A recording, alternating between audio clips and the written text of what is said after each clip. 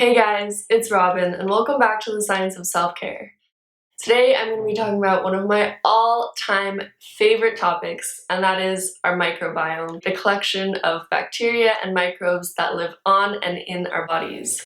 It's estimated that there are over 100 trillion microbes living in harmony with each of our bodies, which is especially mind-blowing considering that the average adult human only has around 37 trillion cells. So we're actually outnumbered in our own being, which is a crazy idea to even try and fathom. In recent decades, biomedical research has revealed how involved these microorganisms are in the way our bodies function, from the way we metabolize molecules, to how we feel, to how our immune system functions, and so much more. What's especially exciting about our microbiome, and this makes it a bit more relevant to self-care, is that it's very dynamic and is constantly engaging with our environment. And that includes the things we put on and in our bodies. The bacterial composition across our body is so different from our elbow to our genitals to our gut. But today I'm going to talk about a specific biome, which is our epidermal facial microbiome, the skin of our face. Keep watching if you'd like the recipe to my probiotic face mask. So the composition and balance of different strains of microbes on our face has actually been shown to correlate to different skin conditions, both good and bad. So strains of Propionibacterium acnes have actually been shown to be present in higher proportions on the skin of severe acne sufferers, and there are other strains that have been associated to skin conditions like eczema and rosacea. That said, there are plenty of beneficial bacterial strains that have also been identified, and that is where the power of probiotics really comes into play. So beneficial bacteria can do a number of things, from helping support our normal skin barrier function to reducing inflammation, and even protecting us against damage from oxidation and radiation. I'm sure you guys are familiar with the concept of probiotics for the gut, but today I'm going to introduce the concept of topical probiotics for the skin.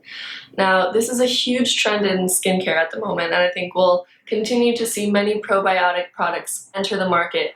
But this is also something that you can dabble in at home, and it's personally something I love experimenting with. So today I'm sitting here with you barefaced to present a mask that I've been making, a probiotic home remedy mask. It's super easy to make, affordable, and also really safe. It's based off of real scientific literature, and I would love if you guys are willing to try it to give some feedback about how it worked for you. So 2 strains of Lactobacillus bacteria that are readily available and seem to be effective in reducing skin inflammation and helping support the skin barrier are Lactobacillus plantarum and Lactobacillus paracasei. So what I've been doing to create my probiotic face mask is using oral probiotic supplements that include both of these strains. So this one is by Orthica. It's called the Orthoflora Original formula, I suppose. But I really like this probiotic product because it's actually meant to be consumed as a powder, which you put into food or drinks. So even though it comes with little capsules, what you do is open the capsule, and then there's powder including these 2 strains of bacteria along with a number of other bacteria that are meant to be consumed orally, but I've been putting it on my face and seeing really good results. So I will take this capsule and a little mixing bowl, and I will just empty the capsule into the bowl, and then I've been mixing it with a wonderful probiotic food, Kefir. And what Kefir is fermented milk. This you can purchase, I think, in most grocery stores, definitely in health food grocery stores, but it's also really easy to make at home, and I can definitely do a video on how to make your own kefir. So kefir is a great carrier for the probiotics because it contains a lot of lactic acid naturally, which is a great chemical exfoliant, and alpha hydroxy acid that is really good for the skin. But it also is a really hospitable environment for the probiotic strains, especially Lactobacillus bacteria really like dairy products, and they're actually the strains that ferment dairy, so lactose is converted into lactic acid by such bacteria, and that's how you get the sour taste in yogurt and kefir. And it's really good for you.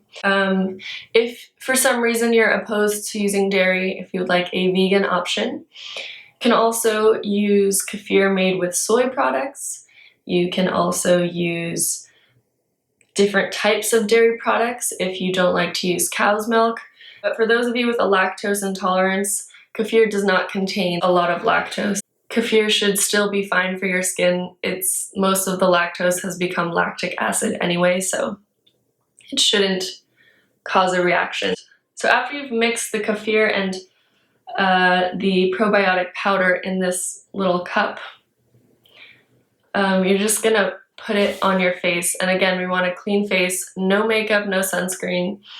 And please use a mild cleanser.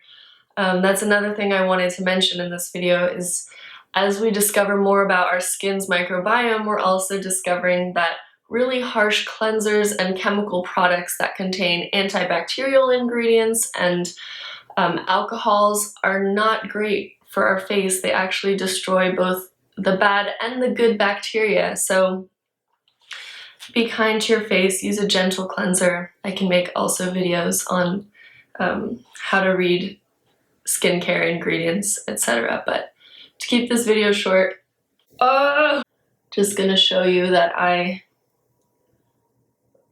just put this all over a clean face.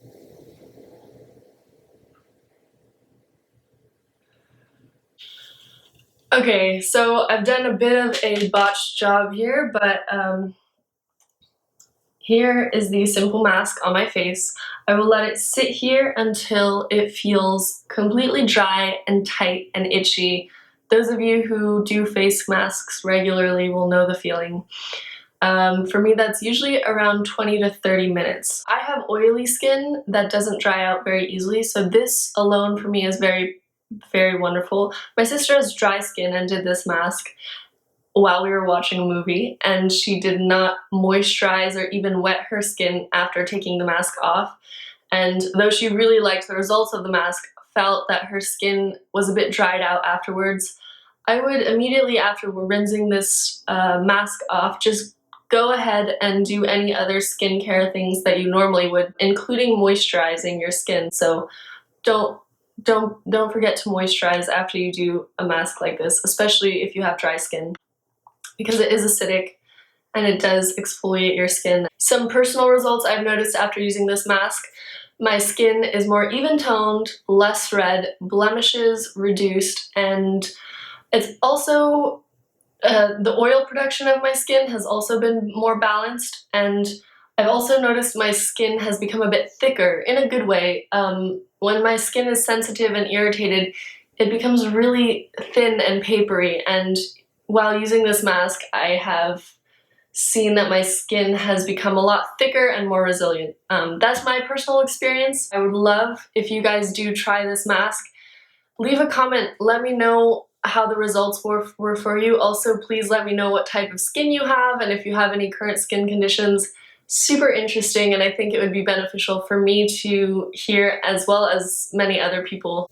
One last thing, because this mask is lightly exfoliating your skin, I would not do it too often. Be gentle to your skin. I think once a week is a good amount, but even just doing this once every few months.